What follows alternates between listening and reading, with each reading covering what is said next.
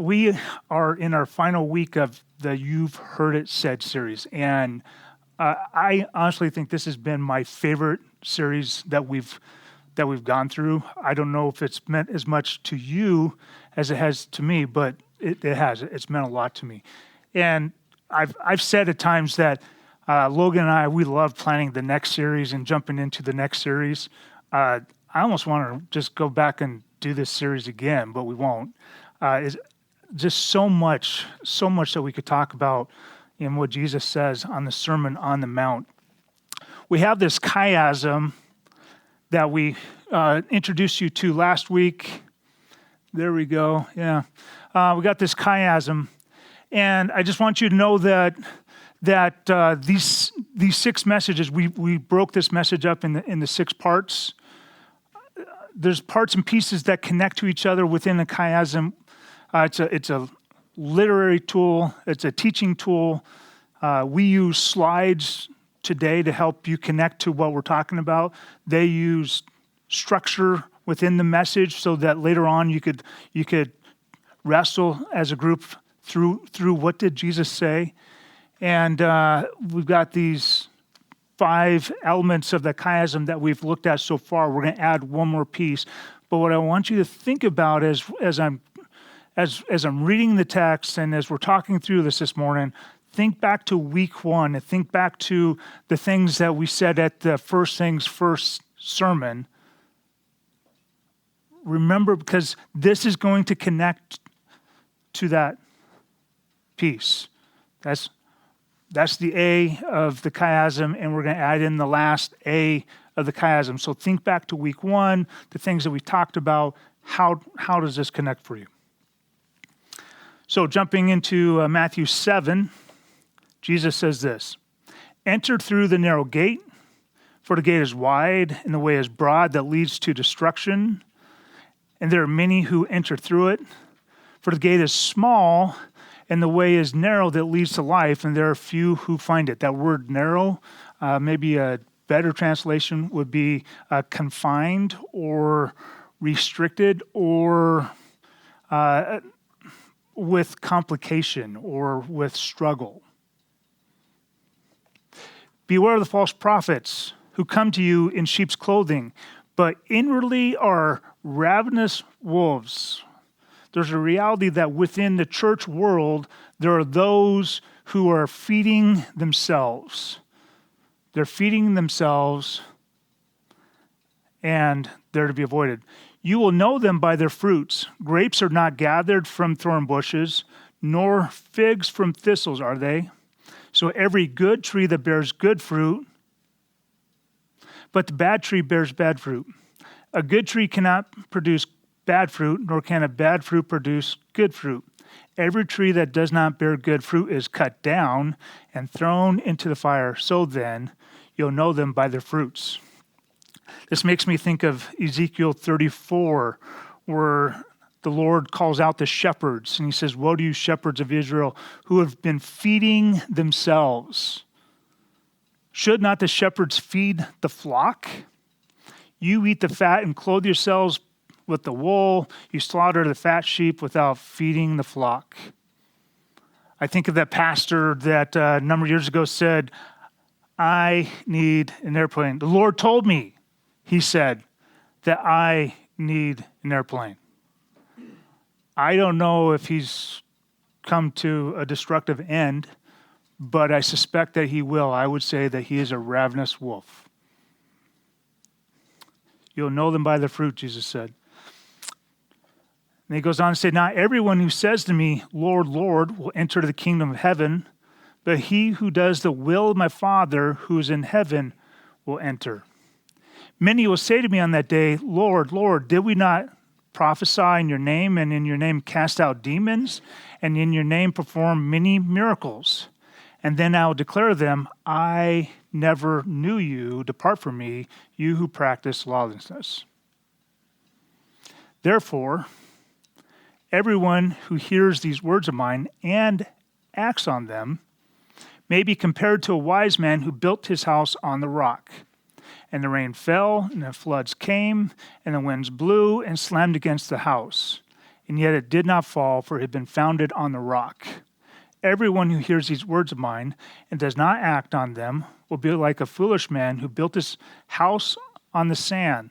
The rain fell, the floods came, and the winds blew and slammed against the house, and it fell, and great was its fall. When Jesus had finished these words, the crowds were amazed at his teaching, for he was teaching them as one having authority and not as the scribes. So that's the end of the sermon. That's the conclusion. Jesus is done. Unfortunately for you, I am not. I have more to say. It's all right. It's all right, Scotty. Let me say this about how Matthew finishes this up. That Jesus had the crowds were amazed at his teachings, and that he was teaching with authority. It's all of our experiences that the teachers that get up here and sit in front of us or stand in front of us and share the gospel with us, they all depend on someone else's authority. You've heard Logan and I talk about Marty Solomon. Marty Solomon will talk about Ray Vanderlaan. But Logan and I look to more than just Marty and Ray. There's a number of theologians, there's a number of brilliant thinkers that we look to. And we'll say, man, Marty said X, Y, and Z, therefore we should do this with our lives. Jesus never had to do that. He was his own authority. Everything that Jesus says is authoritative. And it was shocking to hear it the first time. Sometimes when you've heard it a bazillion times, like many of us in the room, we kind of lose sight of that awe. And maybe we should recapture that awe. I want to map out what we see here, though, because if we zoom out and look at this from the 50,000-foot view, we may see some things that stand out. So Jesus talks about the narrow gate and the wide gate. We should have a slide for that.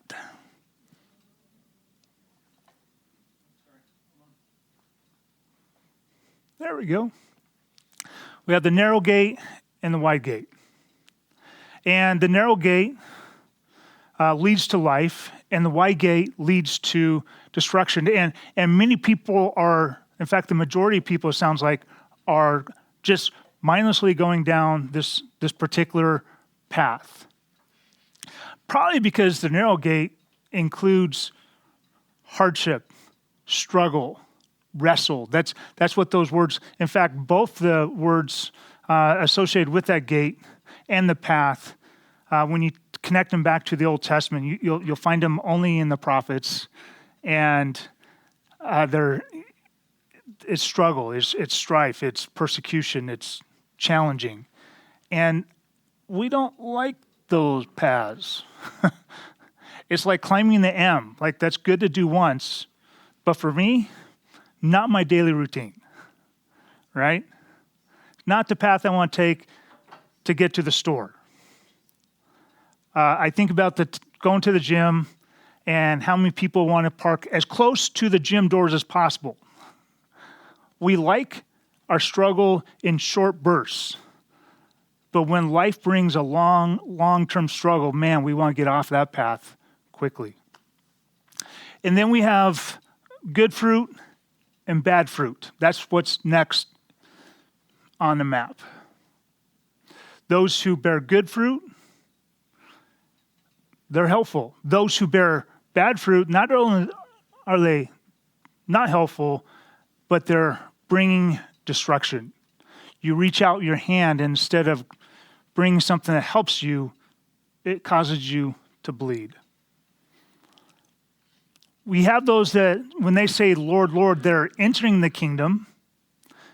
And those who say, Lord, Lord, are not entering the kingdom.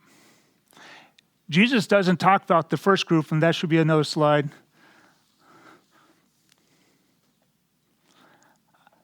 Jesus doesn't talk a lot about, he implies that there are those who say, Lord, Lord, and they enter the kingdom. He doesn't spend a lot of time on them because he really wants the people that are actively doing kingdom work, people that make church happen, that they do set up, they, whatever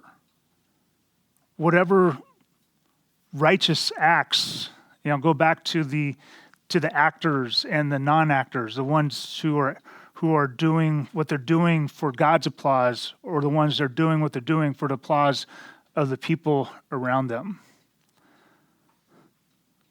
And then the next slide, those who hear and act, and those who hear and do not act. And when we dial back and we look at this from a 50,000-foot view, and we see these four pieces as one picture, maybe we get a better picture of what Jesus is trying to say, because how do you know you're entering the narrow gate? Because isn't that a great question? How do you know you're bearing good fruit? How do you know that when you say, Lord, Lord, that you're entering the kingdom? How do you know that? And the answer seems to be when you hear the words of Jesus, you act. That is what differentiates. So everything that Jesus just been speaking to us as disciples, when he's on the Sermon on the Mount, we broke this up into 6 messages, but you put them back together, everything that Jesus just said, right? Those who hunger and thirst for righteousness, those who are merciful. When someone asks you to go 1 mile, you actually go 2. You don't hate your neighbor, but you love your neighbor, and you look to resolve conflict. You are trustworthy. You give to the poor. We have intimate conversations with God. He knows us, and we know him. You invest in his kingdom. You own your mistakes. You own your problems. You own your sin. And then when you're done doing that, then you go and you help others. Once the log is out of your eye. And those who are seeking the kingdom, it doesn't matter what their past looked like. It doesn't matter how poor in spirit they were. It doesn't matter how dirty they got with the unholy, with the swine. It doesn't matter what their past said. We're going to help them to connect to the wisdom. Jesus says, act on these things. Shape your lives. Build your life. Build this kingdom. This is how we build the kingdom, but build your life on these things. Build your life on these things. Now, I told you when we...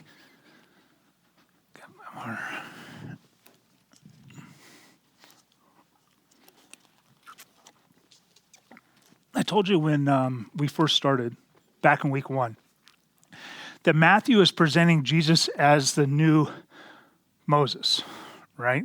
There's this Deuteronomy passage, the Lord your God will raise up for you a prophet like me, Moses said, from among you, from your countrymen, you shall listen to him. It's a new Moses, but it's a better Moses. It's not a Moses who's going to stumble and fall, but one who will not stumble, not fall. And so we said that Jesus is this new Moses, and as Moses went up on the mountainside and received instruction from the Lord and then came down and taught the people, Jesus takes his disciples up on the mountainside.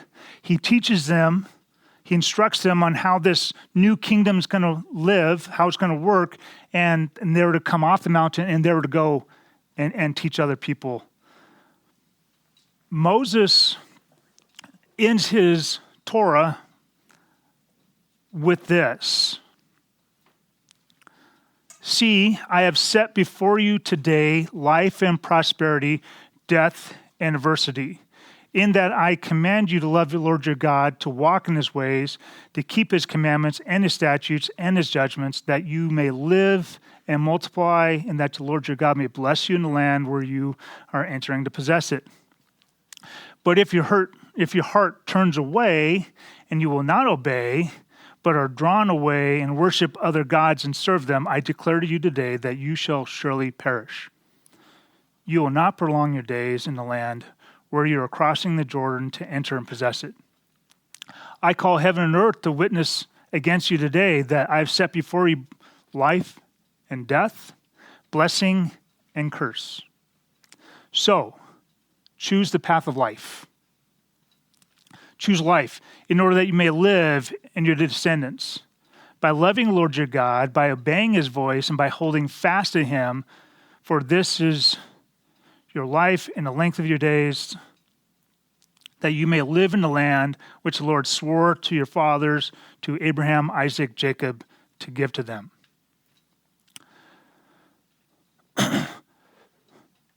Moses presents a two-ways genre that Jesus bookends his sermon with.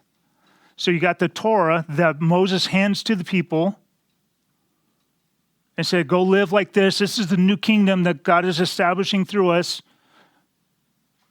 And he bookends that with this statement, this two ways. You could live this way and it won't go well for you, or you could live this way and it will go well for you. You could choose your own path and you'll die. You could choose God's path. You could love the Lord your God. You can obey his voice. You can hold fast to him, and it'll go well with you. There's this two-way genre that Jesus emulates. He models after Moses. And we got to pay attention to this. Jesus is using the same method, and he's calling his disciples back to the original calling of the Israelites. To choose life, to love your God, to obey his voice, to hold fast to him. He's calling all of us back to that. In fact, remember, Logan talked about Jesus saying that I did not come to eliminate the law, but to fulfill it. And to fulfill it means to rightly translate it and then to rightly apply it. This is how we rightly translate, how we rightly apply. This is how we fulfill what Jesus has called us to, by hearing and by obeying. And so we have this chiasm, and this is the first 5 elements of the chiasm, right? If you hunger and thirst for righteousness, you'll be satisfied. Become perfect as your Father in heaven is perfect. Like, apply yourself to this. Don't practice your righteousness in order to receive a reward, but invest in the kingdom. Invest in eternity. Do the things that you do because your Father in heaven will reward you. And then you got treat people the way you want to be treated. Well, this week Jesus says, build this kingdom and your life on my words. Build this kingdom and your life on my words. We can't build his kingdom any other way. It won't last. Remember, our works will be tested someday, and they'll either survive the fire or they will not survive the fire and they'll be consumed. God's kingdom will not be established by ravenous wolves. It will not be established like they will come to him someday and say, Lord, Lord, didn't we cast out demons in your name? And that will be an ugly day for them. I saw a report, right? Well, I saw a tweet. So I cannot verify the veracity of this statement. So I won't say all of it because I won't give you all the details. But a ministry leader of a large ministry makes $700K a year, leading a ministry that is to minister to the poor.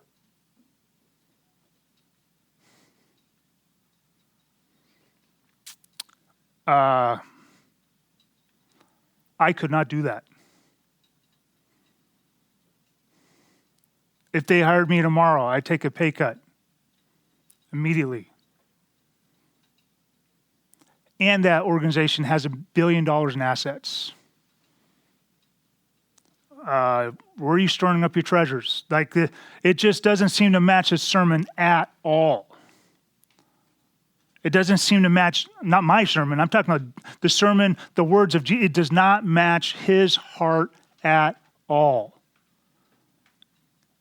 Come on. Really? You're going to stand there and act like you proclaim the word of God? That you represent Jesus Christ? And you live like that? As a church leader? That's disgusting. That's disgusting.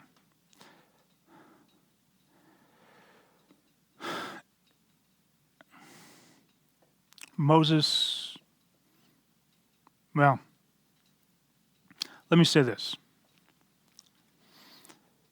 We see Israel move beyond this Deuteronomy passage that we just read, right? And you look at the book of Judges, and you see this, the sine wave almost of living on the right path, choosing the wrong path, living on the right path, choosing the wrong path. Like it's just, and it's there as a warning to us of what sometimes building your house on the rock and sometimes building your house on the sand, what that does.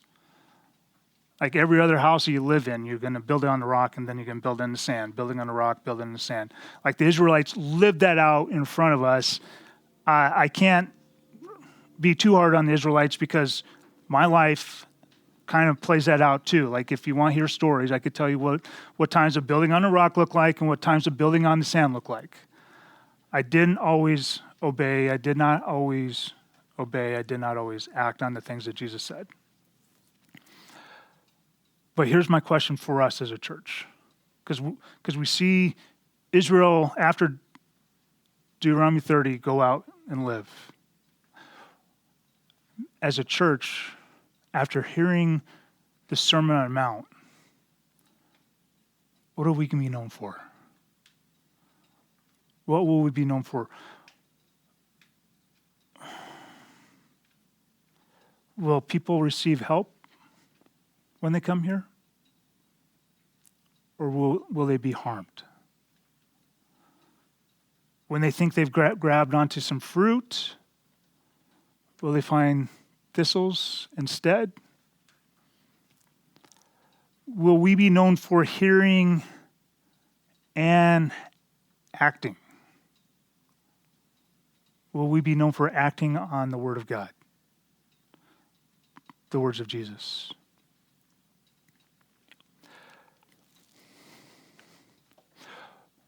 In the first week, I also said that Matthew's presenting Jesus as the new David. In 1 Samuel 22:2, we're told that everyone who was in distress and everyone who was in debt and everyone who was disconnected gathered to David, and he became captain over them. Now there are about 400 men with him. So in 1 Samuel 22, David has been anointed as king, but he's running from Saul. Saul still sits on the throne, and David is calling those who were not part of the kingdom, the outcast, the distressed, those in debt, the discontented, those that were deemed unworthy of the kingdom. He's inviting them in, and Jesus is doing the same thing, right?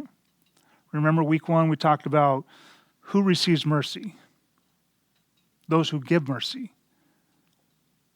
Who finds righteousness? Those who hunger and thirst for it.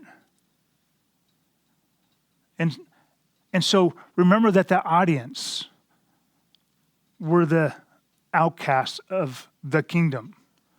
The scribes and the Pharisees are like, this is your crew, Jesus. This is you're bringing kingdom through these guys, through these gals. How many times did someone say, if only he knew what this person was really like? He must not be a prophet because he doesn't understand this person's sin. If he understood their past, he wouldn't let him into his presence.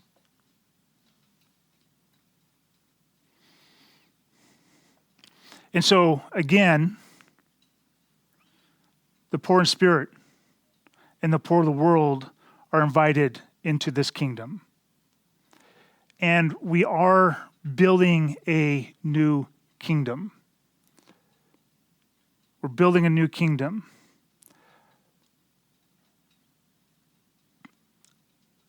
And just like those 400 men, they had to learn tasks. Like they would become the civic leaders of the new kingdom. They would become the bankers. They would become the legislators of the new kingdom. They would become the judges of the new kingdom. They would help establish rule.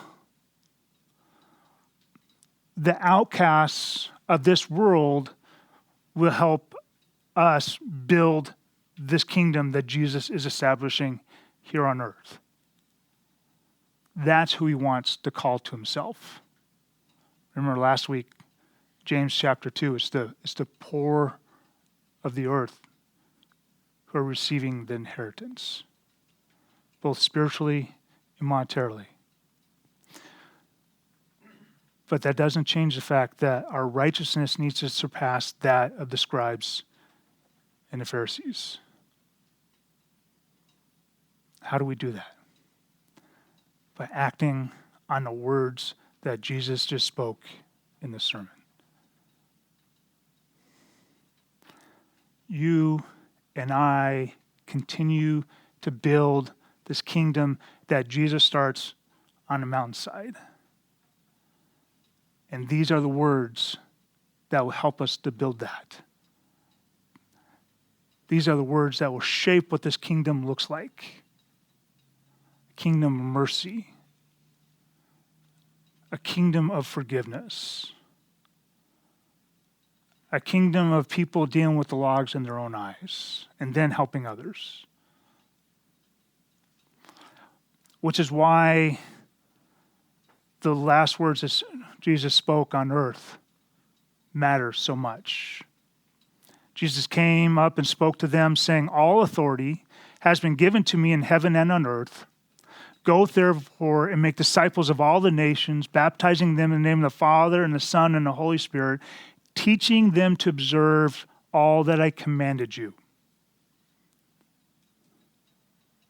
Teaching, like they need to hear it. These are different words. The words of Jesus Christ, they're different. There's no other kingdom like this.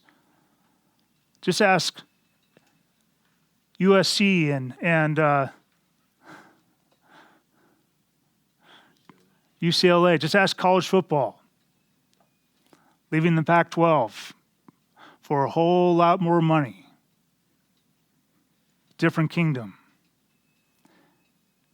And lo, I'm with you always, even to the end of the age.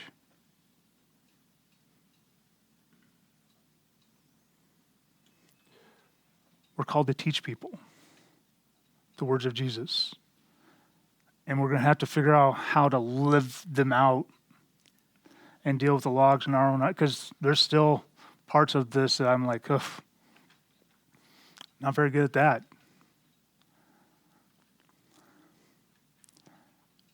But this is the calling of the church. To take these words that establish a new kingdom and help people live them out. Help people know that they're invited in. I don't care what your past says. I care what Jesus says. I don't care how poor you feel, how ashamed of you feel. Jesus invites you in.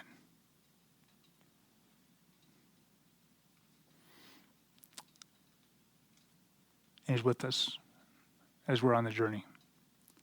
So that when we're done, He won't say, I never knew you. I never knew you. Those are the scariest words in this whole sermon for me. Maybe the whole of Scriptures. I'm going to do all that I can. Because this kingdom doesn't kick people out. People choose not to enter. People choose to reject it. I'm going to hang on to it for dear life. I hope you'll do that with me.